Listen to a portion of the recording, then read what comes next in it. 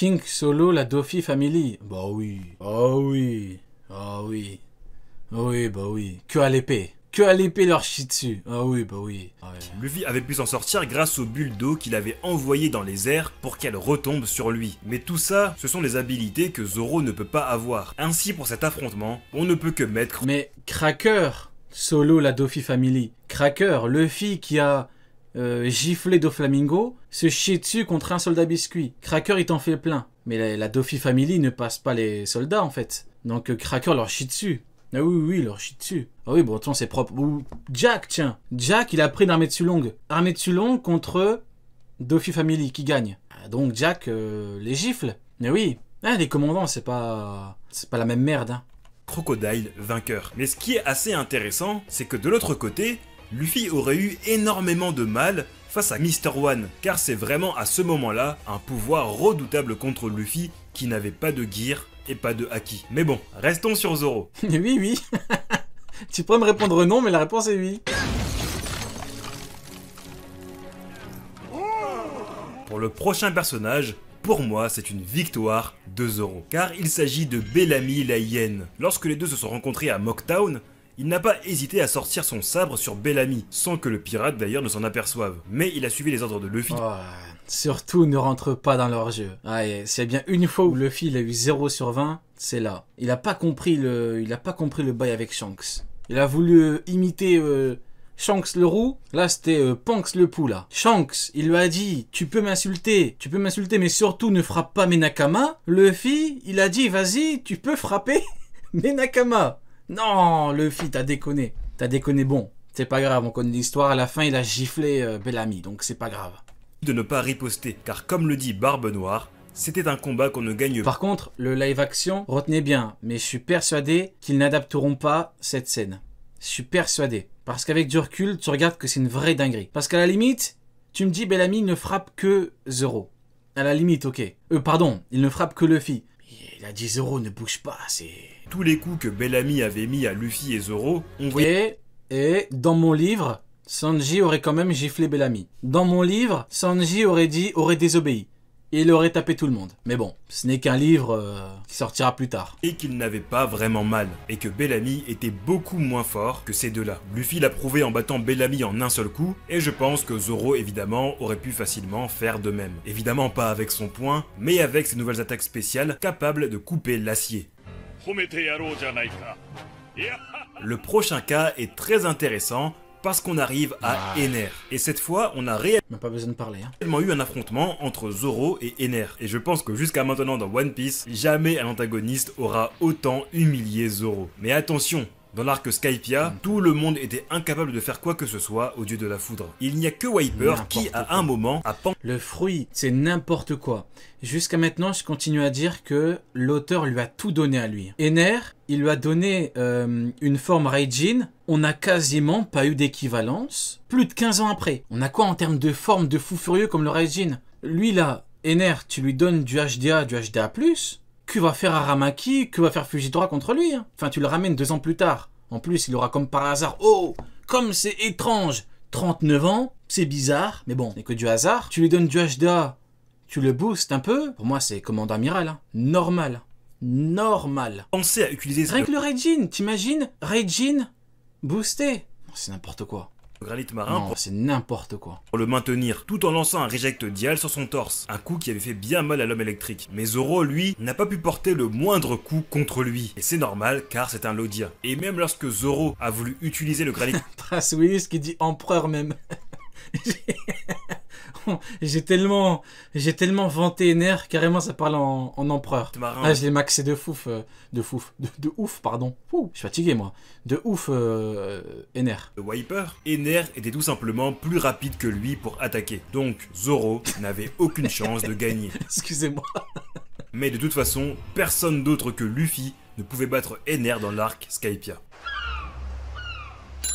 On arrive donc au prochain personnage qui lui a été une défaite de Luffy, car c'est le combat contre celui qui était à l'époque amiral de la marine, Aokiji. Ah, bah oui, encore une fois un amiral qui va tabasser des petits. Chose à dire, Aokiji était tout simplement invincible pour les Mugi. En fait, la différence entre Crocodile ou Ener et Aokiji et Kizaru, c'est quoi? C'est qu'en fait, Crocodile, oui, c'est un Logia, ou même Smoker. C'est un Logia qui, comment dirais-je, c'est un Logia qui profite du fait que c'est un Logia pour gifler des gens qui n'ont pas de haki. Mais la différence fondamentale, c'est que les Mugiwara, c'est eux qui sont partis faire chier Ener. C'est eux qui sont partis faire chier Crocodile. Alors que Smoker, c'est lui qui vient les faire chier en faisant le mec tout puissant. Regardez, vous pouvez pas me toucher, je suis trop fort. Aokiji, pareil.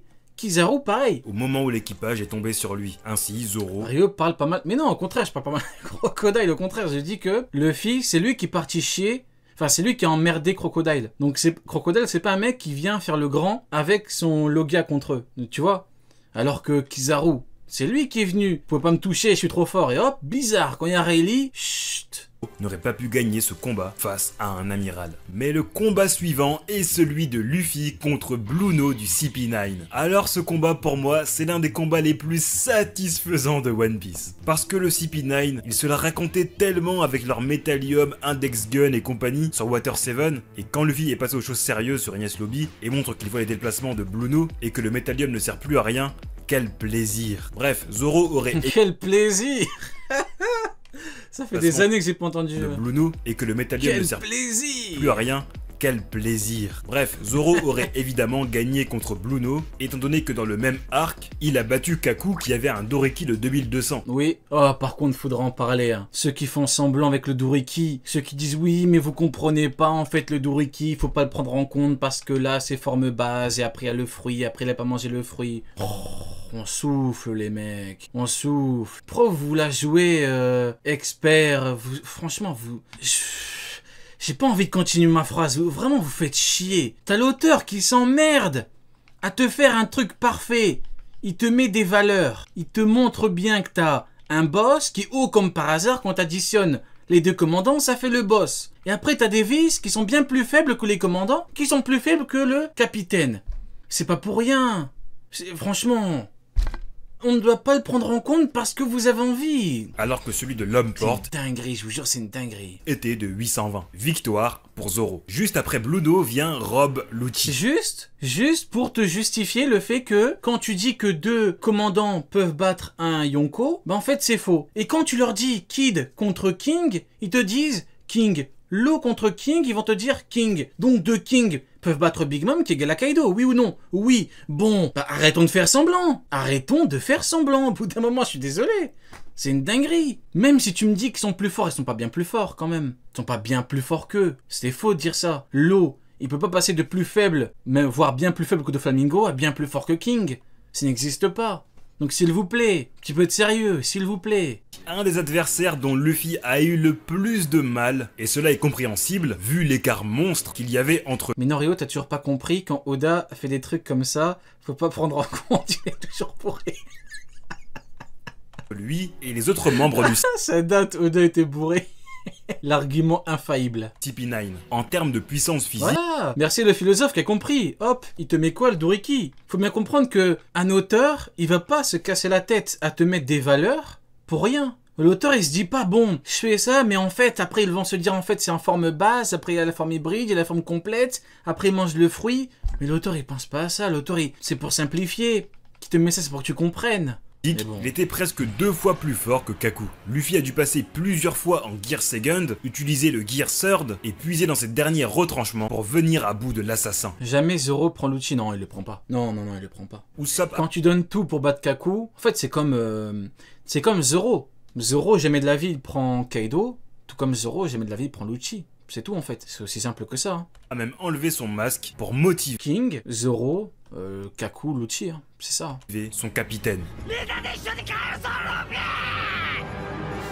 Enfin, à ce moment-là, Usopp avait quitté l'équipage. Après avoir vaincu l'agent du CP9, Luffy ne parlons pas d'Ouflop. Nous passons une bonne soirée, tous ensemble.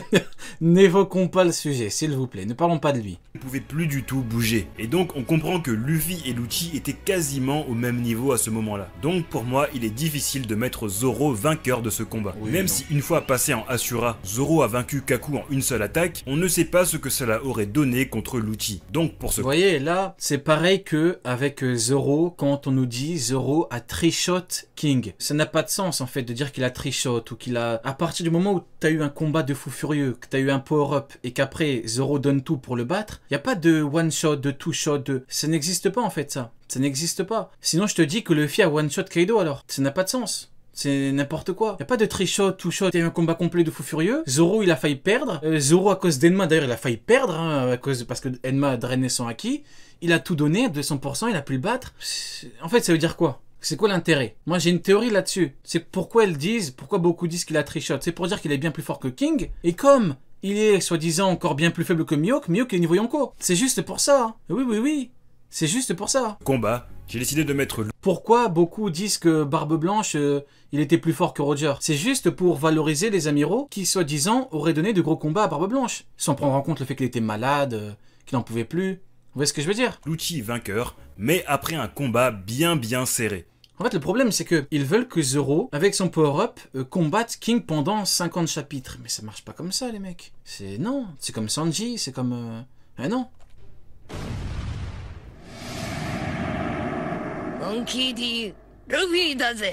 Bien cette T'as été bourré. fois un des combats les plus inoubliables de Luffy, celui contre Oz avec la transformation Nightmare Luffy, qui est peut-être la forme la plus puissante pré-ellipse qu'on ait vue. Car non seulement la force de Luffy était boostée, mais aussi son intelligence, ainsi que d'autres capacités comme le maniement du sabre. Mais ce qu'il faut retenir, c'est qu'en temps normal, un humain ne peut contenir que 2 à 3 ombres du Kage Kage no Mi. Luffy, grâce à son esprit fort, on a pu contenir 100 en lui. Alors est-ce que cela aurait pu marcher pour Zoro? Personnellement, je trouve que Zoro a une force d'esprit et une volonté aussi puissante que celle de son capitaine. Et donc je le vois tout... Vous voyez les coups... Je trouve que... Vous voyez les coups par surprise, quand t'es déconcentré et tout. Il lui a mis un coup de faux. Pourtant, il y a un consensus pour dire que Zoro chie sur Killer à ce moment-là. Zoro était déconcentré une seconde. L'autre, il lui a mis un coup. Regardez sa gueule. Après, boum, il tombe dans le coma. Le bougre est tombé dans le coma, vous vous rendez compte? Voilà. Zoro a une force d'esprit et une volonté aussi puissante que celle de son capitaine. Et donc je le vois totalement capable lui aussi de pouvoir tenir les 100 ombres. Quelle merde le moine n'empêche. Hein. Le moine c'est une grosse merde. Zoro il a failli mourir à cause de lui. Hein. Une ouverture. Quelle merde. Oui, après tout, il est celui qui a pu rajouter à ses dégâts tous les dégâts subis par son capitaine dans l'arc Thriller Bark. Et réussir à survivre. C'est bien la preuve d'un mental à toute épreuve. Donc je pense qu'un Nightmare Zoro aurait aussi pu prendre le dessus sur Oz. Évidemment, Zoro n'aurait pas vaincu Oz de la même Est-ce que Nightmare Zoro serait un meilleur épéiste que Mihawk? manière, mais je pense que Zoro serait quand même vainqueur. Ensuite, contre Moria, l'objectif dans un premier temps était de frapper fort le géant pour qu'il rende toutes les ombres qu'il avait avalées. C'était pas vraiment un combat classique comme les précédents. Oui. Mais j'imagine que Zoro avait lui aussi le pouvoir de faire tomber le capitaine Corsair à ce moment-là. Il aurait trouvé un autre moyen pour frapper fort et faire recracher Zoro contre Moria. Ah oui, Nightmare Zoro il parle. Les ombres que Moria avait avalées. On arrive donc dans l'arc Impel Down. Nightmare Zoro tue Barbe Blanche. Ah ouais, faut doser. Non, faut doser, frère. Et je veux bien, on est là, on passe une bonne soirée et tout, on rigole, mais faut doser, frérot. On parle de Barbe Blanche, hein. Je veux bien, tu sais, des fois on rigole, on dit tranche de viande et tout, faut doser quand même. Luffy a eu plusieurs combats dans cet arc, mais oui, si tu lui mets les ombres de Kaido, peut-être. Moi, je n'en retiendrai que 2. Le combat contre Magellan et celui contre Marshall D. Teach. Et pour moi, sans débat possible, Zoro n'aurait gagné aucun de ses combats à la place de Luffy. Exactement. En ce qui concerne Magellan, dans l'arc... Non, Magellan, franchement, comment j'ai trop kiffé. Quand t'as Luffy qui lui met un gros coup, t'as Magellan, il fait « Oh, j'ai mal et tout, j'arrive à ma genou, aïe aïe aïe et tout. » Tu dis « Oh là là là là. » C'est donc ça, le directeur d'Impel Down. C'est donc lui, la fraude, qui dirige une prison où il y a des monstres. Niveau 6, soi-disant. Mais à la fin, Luffy s'était en fait auto-condamné. Parce qu'il avait été empoisonné. Donc en fait, Magellan, il est cheaté de fou. Tu peux le taper, hein. Vas-y, tape-le. Mais tu seras condamné. Faut taper à distance. Ouais, faut tenter des trucs comme ça, mais... Parce que si tu mets tes points en acquis, je pense que t'es quand même empoisonné. Parce que je vois pas le... En fait, le problème, c'est que du coup, sinon, ça retire tout l'intérêt de la protection du fruit. Si... Avec du haki, t'es plus empoisonné. Maintenant, peut-être qu'avec du HDA... Parce qu'en fait, le HDA, c'est... Je sais pas, à moins que quand tu frappes, genre... Après, t'enlèves le poison... J'ai pas l'impression que... Down avec son poison mortel, c'était tout Ah, simple. le Ryu, ouais. Avec le Ryu, ouais. Le Ryu. Ah ouais, ce serait pas mal. Avec le Ryu, du coup, tu pourrais le frapper. Ouais, bon, le HDR, n'en parle même pas. Mais ouais, effectivement. Avec le Ryu, ce serait pas mal. Mais du coup, avec le HDA basique qu'une majorité a, du coup, non. Mais le Ryu, ouais, ça peut être pas mal. Le seul désavantage, c'est qu'il n'y a pas tout le monde qui l'a. Donc, ça retire beaucoup de personnages qui peuvent lui faire mal. Simplement un monstre. Tous ceux qui ont tenté de se mettre en travers de sa route l'ont regretté, comme Luffy qui heureusement a été sauvé par Bunkley puis par Ivankov, et Barbe Noire qui malgré son... Après, le problème, c'est que bon, vu que maintenant la puissance générale a augmenté dans le sens où t'as de meilleures démonstrations, comme Marco. Marco, on n'a pas vu de Bluebird à Marineford. Donc bon, ça change pas son niveau de puissance. Mais du coup, Magellan, reste à voir les nouveaux trucs qu'il pourrait te sortir avec. Maintenant, Magellan, tu le remets. Bon, bien sûr qu'il a un HDA, voire un HDO de fou. Donc, combattre. Mais de toute façon, on le dit depuis des années. T'es directeur d'Impel Down, voilà, tout est là. Tu peux nous dire qu'il a pas de haki si tu veux, c'est le directeur d'Impel Down. statut a été vaincu très rapidement par le directeur de la prison d'Impel Down. Qui maîtrise le... Bah ouais, en fait, exactement. Il n'y a pas beaucoup de gens qui ont le... Après, il y a des gens faibles, entre guillemets, qui ont le Ryu, mais il y a des gens forts qui n'ont pas, ou en tout cas, on n'a pas d'infos à ce niveau-là. Avant d'être sauvé par Shiryu. Donc pareil, selon moi, Tu penses toujours que Xebec va revenir? Oui, plus que jamais. Plus que jamais. J'attends le moment où on me dira que c'était évident. Zoro n'aurait eu aucune chance face à Magellan. Même si c'est vrai qu'à ce moment-là, Zoro avait beaucoup d'attaques à distance, sur le long terme, Magellan aurait gagné. Quant au combat Luffy contre Barbe Noire, eh ben on peut dire que Zoro, au moins, aurait eu un avantage par rapport à Luffy, car Barbe Noire peut attirer à lui tous les possesseurs de pouvoir d'un fruit du démon. Ah oui, Barbe Noire, il a battu Ace, hein. C'est pas Zoro qui va pouvoir le battre, bah oui. Mais même sans ce pouvoir, Zoro n'aurait pas battu Teach à ce moment-là. Même sans fruit du démon, ce pirate est très puissant. Il est celui qui a... La sœur de Sanji va enlever le poison. Oui, mais Magellan, il se retire une corne, il lui met un coup sur le crâne, il la tue. Donc en fait, Magellan, c'est pas que du poison. Heureusement. Mais bon, après, la tour est typiquement une exception à ce niveau-là. Il n'y a pas 1000 personnes qui peuvent prendre son poison, l'absorber, ce que tu veux. a infligé à Shanks ses 3 cicatrices. Et là, nous arrivons dans l'arc Marineford. Il est là.